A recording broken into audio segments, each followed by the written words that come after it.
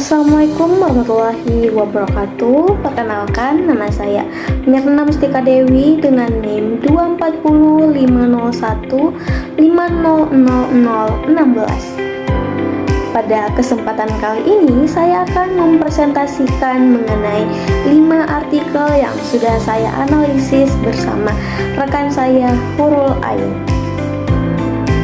Nah, pertama saya akan menjelaskan atau menyampaikan kompilasi dan temuan pada 5 artikel yang sudah saya analisis. Nah, artikel pertama yang ditulis oleh Fitria tahun 2024 menyajikan gambaran umum teori belajar behavioristik, kognitif, humanistik, dan konstruktivistik sebagai dasar penting bagi guru dalam merancang pembelajaran. Kelemahan utama pada artikel ini terlalu teoritis, minim data empiris. Pada artikel kedua yang ditulis oleh Sulaswari dan kawan-kawan pada tahun 2021, artikel ini membahas penerapan behaviorisme pada pembelajaran IPS, menunjukkan efektivitas stimulus respon reinforcement dan media konstekstual dalam membentuk kebiasaan belajar. Pada tantangan artikel ini terlalu fokus pada aspek eksternal, kurang memperhatikan motivasi siswa. Pada artikel ketiga, ini ditulis oleh Huda dan kawan-kawan tahun 2023. Artikel ini berfokus pada behaviorisme, khususnya di pendidikan dasar. Temuan menunjukkan keberhasilan membentuk disiplin dan kebiasaan melalui reward dan hukuman, tetapi aspek kreativitas dan motivasi siswa kurang terkomodasi. Nah, selanjutnya pada artikel keempat yang ditulis oleh Widayanti dan kawan-kawan tahun 2024 mengintegrasikan humanisme dalam pembelajaran. Berdiferensiasi hasil nyata pada artikel ini peningkatan signifikan pada kreativitas, kepercayaan diri, dan partisipasi siswa, serta keterbatasan pada artikel ini, tantangan implementasi dan generalisasinya. Nah, yang terakhir artikel kelima yang ditulis oleh Supardan tahun 2024. Artikel ini mengupas konstruktivisme, menekan pembelajaran aktif melalui pengalaman, interaksi sosial, dan kolaborasi. Kelebihan yang relevan pada artikel ini dengan pendidikan abad ke-21 serta kekurangannya sulit diterapkan konsisten karena keterbatasan sumber daya dan tuntutan kurikulum. Nah, dapat disimpulkan, kelima artikel ini menegaskan bahwa tidak ada satu teori belajar yang sempurna, melainkan perlu integrasi.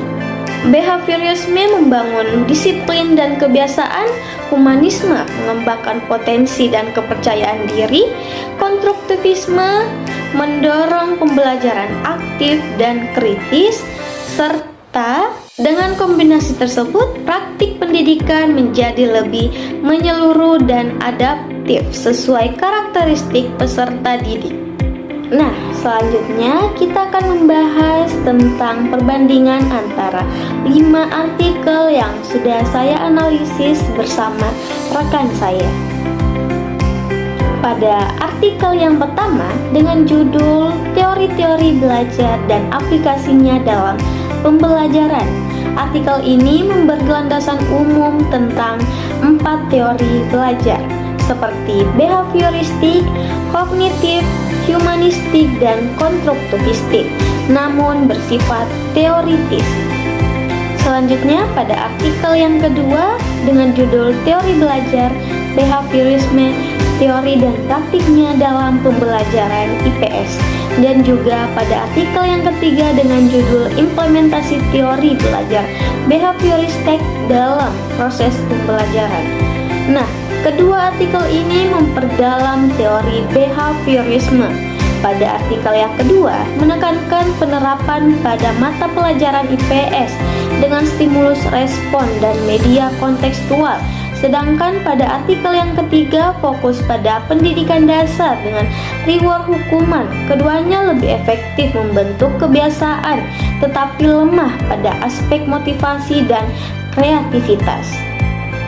Selanjutnya pada artikel yang keempat dengan judul Integrasi Teori Belajar Humanistik dalam Praktik Pembelajaran Berdiferensiasi di Sekolah Dasar. Artikel ini mengangkat humanistik dengan menunjukkan pembelajaran berdiferensiasi dapat meningkatkan kreativitas, kepercayaan diri, dan partisipasi siswa meski implementasi menantang. Selanjutnya pada artikel yang kelima dengan judul Teori dan Praktik Pendekatan Konstruktivisme dalam Pembelajaran. Artikel ini membahas konstruktivisme dengan menekankan peran aktif siswa, kolaborasi, dan pengalaman nyata, namun menghadapi kendala sumber daya dan kurikulum. Nah, dapat disimpulkan kelima artikel ini saling melengkapi. Behaviorisme kuat untuk membentuk kebiasaan, humanistik untuk mengembangkan potensi individu, dan konstruktivisme untuk membangun pengetahuan yang lebih aktif lagi. Integrasi ketiganya diperlukan agar pendidikan lebih holistik dan adaptif. Sekian dari materi presentasi dari saya. Selanjutnya akan dilanjutkan oleh rekan saya, Hurul Ain. Halo teman-teman semuanya, perkenalkan saya Hurul Ain dari Program Studi Pendidikan Bahasa dan Sastra Indonesia, Fakultas Bahasa dan Sastra, Universitas Negeri Makassar. Saya dari kelas PBC 3B dengan NIM 2405015020013. Jadi di sini saya akan membahas mengenai temuan dari kelima artikel yang telah kami analisis bersama.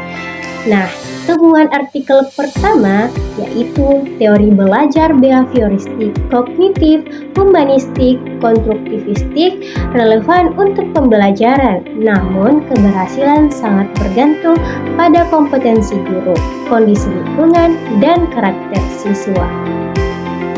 Temuan artikel yang kedua, behaviorisme efektif membentuk kebiasaan dan sikap positif melalui stimulus, respon, reinforcement, serta media kontekstual, tetapi kurang memperhatikan motivasi dan pemahaman mendalam.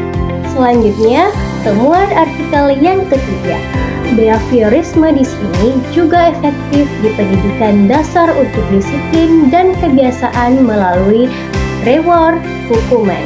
Namun, tidak cukup mengembangkan kreativitas dan aspek internal siswa. Selanjutnya, temuan artikel yang keempat, humanistik dalam pembelajaran berdiferensiasi terbukti meningkatkan kepercayaan diri, kreativitas, dan partisipasi aktif siswa, meskipun implementasi tidak selalu mudah dan membutuhkan dukungan sistematis. Nah, yang terakhir, temuan artikel yang kelima, konstruktivisme meningkatkan partisipasi aktif, pemahaman kritis, dan pembelajaran bermakna, tetapi penerapannya terhambat keterbatasan sumber daya. Jadi, teman-teman, inti dari temuan kelima artikel ini yang pertama, behaviorisme. Di sini efektif membentuk perilaku dan kebiasaan, tapi lemah pada aspek motivasi dan kreativitas. Yang kedua, humanisme menumbuhkan potensi emosi dan kreativitas siswa, namun butuh dukungan praktik yang konsisten. Yang ketiga, konstruktivisme di sini mendorong pembelajaran aktif dan kolaboratif, tetapi menghadapi kendala implementasi. Nah, dari keseluruhannya, tidak ada teori tunggal yang sempurna. Keberhasilan pembelajaran memerlukan integrasi berbagai teori sesuai konteks dan karakteristik peserta didik. Jadi teman-teman, itu tadi temuan dari kelima artikel yang telah kami analisis bersama. Saya mewakili rekan saya Mirna Mustika Dewi menutup presentasi pada kali ini dengan ucapan terima kasih dan Assalamualaikum warahmatullahi wabarakatuh.